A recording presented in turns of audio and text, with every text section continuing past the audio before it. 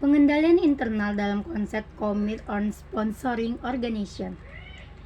Ada 5 elemen pengendalian. Yang pertama adalah lingkungan pengendalian. Apa yang dimaksud dengan diskon pembelian adalah sekumpulan standar struktur dan pos di dalamnya organisasi sebagai dasar untuk membawa pengendalian internal ke seluruh organisasi.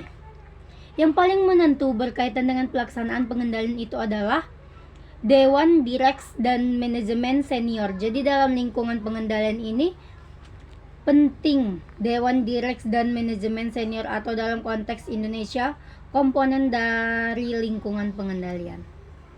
Yang kedua ialah penilaian resiko adalah ini menurut CSO adalah diawalin organisasi harus menetapkan tujuan secara jelas, cara level organisasi yang memungkinkan pengidentifikasian dan penilaian risiko untuk setiap tujuan yang sudah ditetapkan.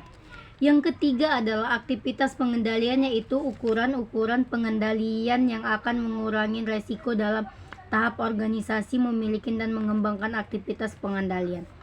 Di sini adalah pengendalian preventif, adalah menutup pengendalian dilakukan dalam mencegah kesalahan terjadi sebelum informasi itu diproses. Untuk pemisahan tugas, otoritas, review independen, perancangan dokumen dan catatan. Pengendalian detektif. Detektif adalah pengendalian ketika pelaksanaan transaksi, artinya kita dilaksanakan transaksi, maka harus dirancang juga pengendalian supaya jangan terjadi nanti output atau kesalahan-kesalahan dalam laporan. Yang ketiga, Pengendalian korektif adalah pengendalian untuk mencegah resiko-resiko yang lebih kepada bentuk mengoreksi pengendalian internal, misalnya dengan membuat backup dari file, review level puncak.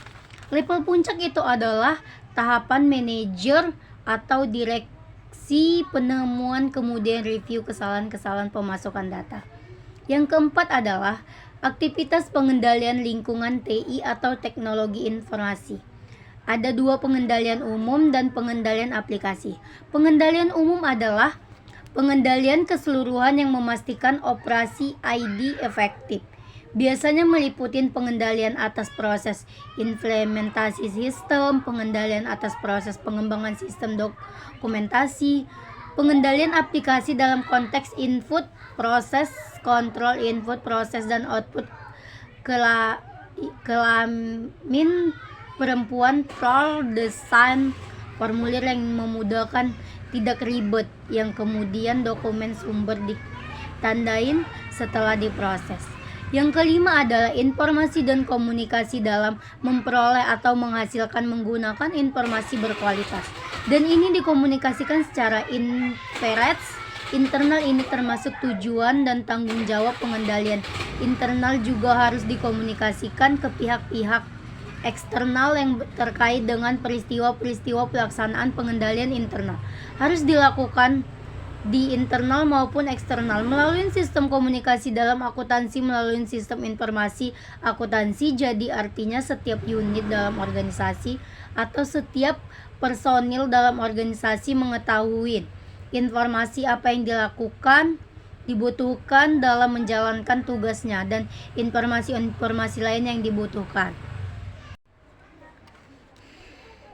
Yang keenam adalah pemantauan atau monitoring, melaksanakan evaluasi terus-menerus untuk meyakinkan bahwa pengendalian internal telah ada dan berfungsi. Jadi biasanya fungsi pemantauan ini dilakukan audit internal. Bisa dilakukan melalui ongoing, bisa juga pemantauan ini dilakukan oleh fungsi yang melakukan pemantauan.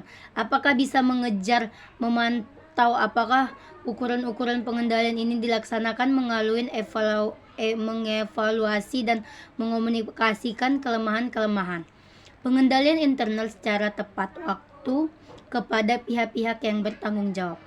Hasil monitoring ini dilakukan melalui audit yang harus dan terus-menerus periode oleh bagian internal. Audit harus berkomunikasi apa kelemahan-kelemahan pengendalian internal sehingga dengan cepat bisa dilakukan tindakan tindakan-tindakan perbaikan atau koreksi. Sekian dari presentasi saya, terima kasih.